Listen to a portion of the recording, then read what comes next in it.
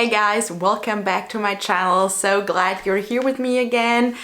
Well, where else could you be? You're probably at home, you're probably working from home, you're probably working out from home.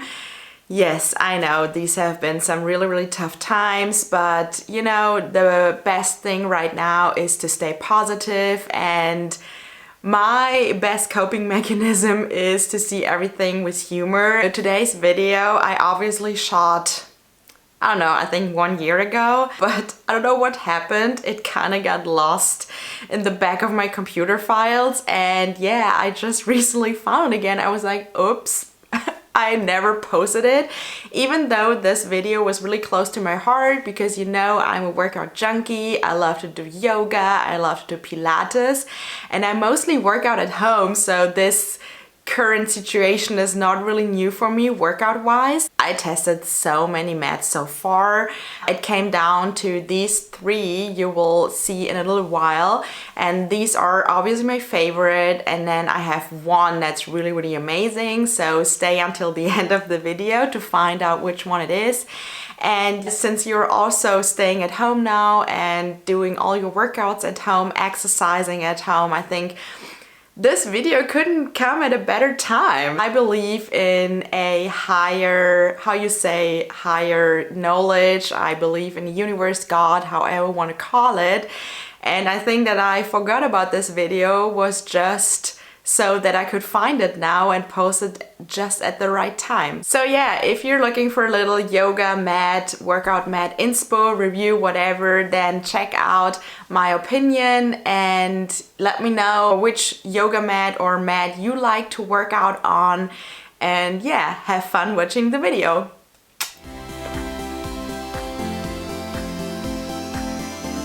Hey guys, welcome back to my channel, and today I want to talk to you about yoga mats. I know many of you are probably wondering which one is the right one for me. There's so many options out there, I don't really know what to buy. Don't worry, I've been there too. I've had so many yoga mats and I tried multiple brands and none really satisfied me, but I found one which is really amazing. But before that, I just want to kind of lead you through all the mats that are out there so that you find the perfect one for you. So first of all, when you're deciding to buy your own yoga mat, decide which thickness you want to have. So usually the thickest one are around 6 millimeter. They may be even thicker ones, but the problem is the thicker they are, the heavier they get. So usually people tend to stick to like 3 to 5 millimeter because it's really annoying to, you know, carry a heavy yoga mat around. I prefer mine to be a little bit thicker, so I think these are all 6. I think this is 6. Yeah, I think this is my thickest one. It's by Manduka. It is, I think, 6 millimeter.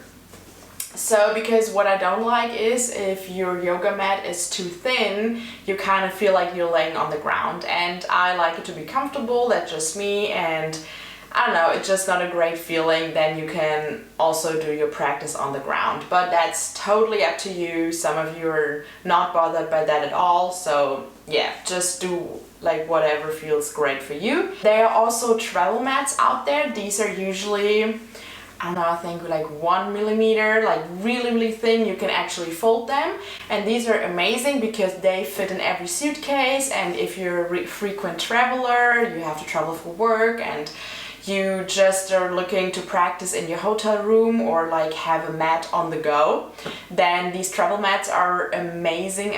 I had one, but the problem was it was so uncomfortable for me, even on travel. It was perfect because you could fold it like a little blanket and it fit perfectly. It wasn't too heavy either, but it was so thin. I felt like I was practicing on the ground and it just didn't do well for me, so I sold it again.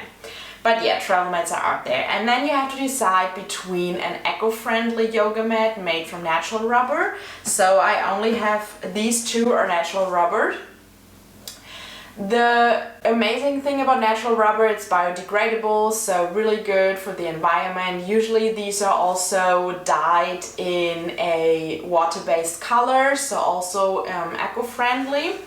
The downturn is, as you can see here, or I don't know if you can actually see this, these mats are not really durable. So depending on how often you practice, or if you want to use this mat also for your workouts, these mats are not the best choice. Because like I used to use this mat for workouts, and I show you what happens like after only a couple of uses. I don't know, I think I had this mat for maybe 2 to 3 months.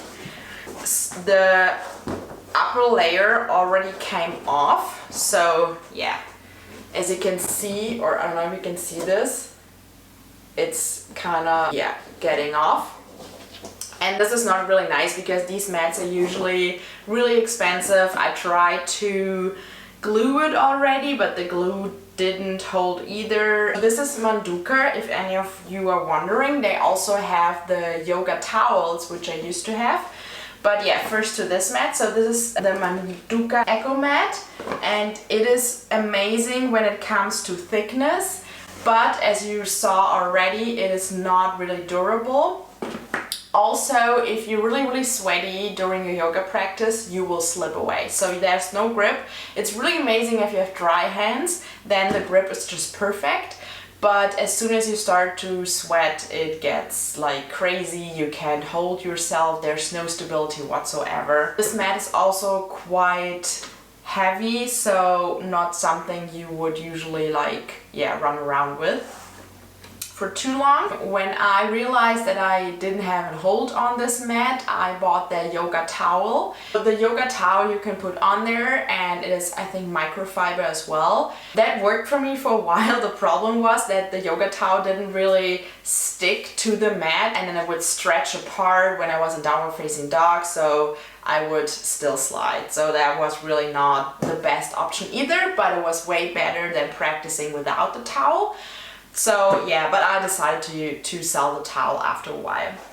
So that's Manduka, a nice brand otherwise. If you're not really like, if you don't sweat that much, then definitely check them out. They have some great colors. They also have a travel mat.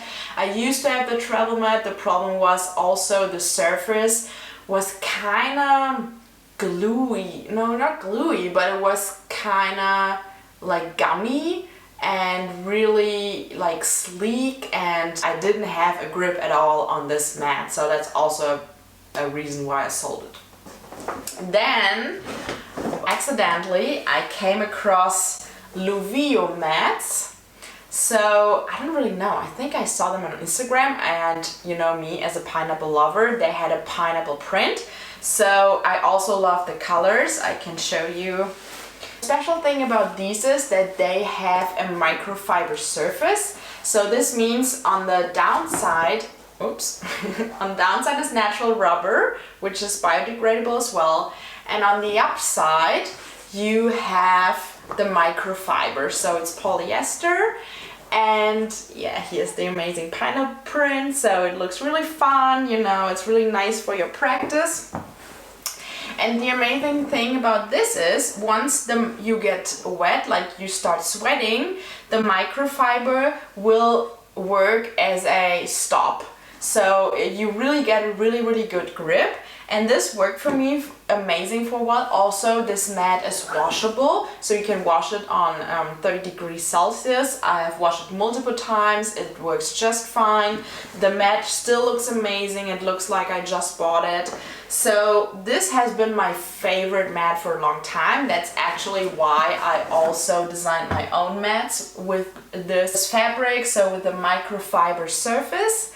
I just realized that after I used this, yeah, a couple times more, so I go to yoga, I don't know, at least 3 times a week, it kind of felt like the polyester fiber or like the fabric was kind of wearing off, and I didn't have as good a grip anymore. So like if I start to sweat like really badly, I would still kind of slide away. So there was a fine line between not being too sweaty, so it would stick just fine, and then getting really sweaty and sliding again.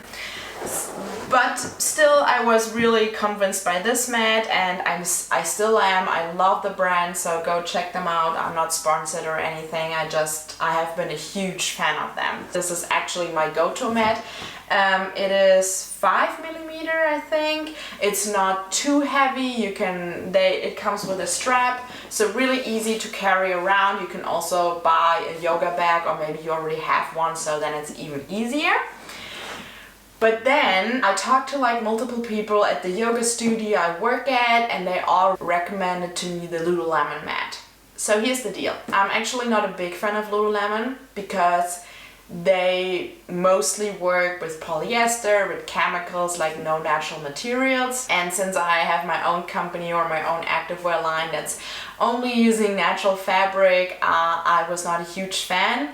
But on the other hand, they have been around for so long, they're a well-established brand, so of course they have to know what they are doing. And many people told me that the Lululemon mat is the best one. It is not natural rubber, it is normal rubber, but the thing is, it is more durable because of natural rubber, so it will hold you hours and hours on end. You can practice whatever you want to do with it. It will withstand any sunshine, like any natural influences. And I was like, but the surface is not really rough, it is more like sleek, so don't you slip away. And then they all said no, it's amazing. It gets more sticky the more you sweat. So really weird, and I couldn't believe it at first. Like I was like, no, that's not true. Like this surface is so sleek, so it already looks slippery. Like, no, I don't believe this. And since we have these yoga mats in our studio, I was like, okay, I'll give it a chance and let's see what the hype is all about. And seriously, I was so surprised because this, like, please believe me, this is the first mat I used where I sweated. I was dry, I was sweating, like everything you're going through in a yoga class, and this mat held me just fine. Like the grip was perfect, it was totally right. The more you sweat, the more it kind of like got sticky, like the surface got sticky. I don't really know what they use, but it's amazing. And so that's why I bought this. So it's the reversible mat, 5mm, also a little bit thicker. It has two sides. So this is the side I just talked about, the sleek side where you can really get a good grip, and then you also have a little bit a rougher side, which is also great. Like sometimes maybe if you like really have really dry hands, maybe it's more comfortable to have like the drier side. So it depends on your choice, but I'm so amazed and so surprised actually by this mat, and it is really my favorite one. So if you're looking for a mat that is versatile, that you can use if you're sweaty, but also when you are more like dry or have cold hands, this will be your friend. It is so great. It's also a little bit heavy, so maybe nothing to carry around all the time, but it's well worth it, and it's not even that expensive. So it's like 78 euros. That's totally doable for a really high quality yoga mat. You will have hours and hours on end. I think you can even do like your normal workout on them. I think they're so durable that you can well do a HIIT workout or any other workout. So amazing.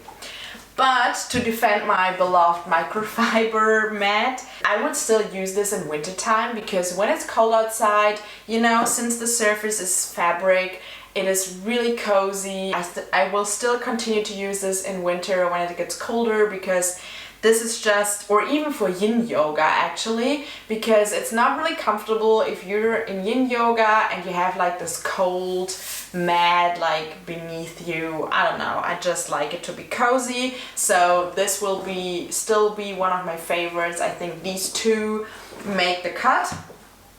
And yeah, the Manduka, well, it's a great brand, but not really for me. Alright, that's my review for today. I hope you like this video. Let me know if you have any experiences with these mats. I would love to hear your recommendations. Also, maybe there's another brand out there that I have to try that you think will be even better than this Lululemon mat.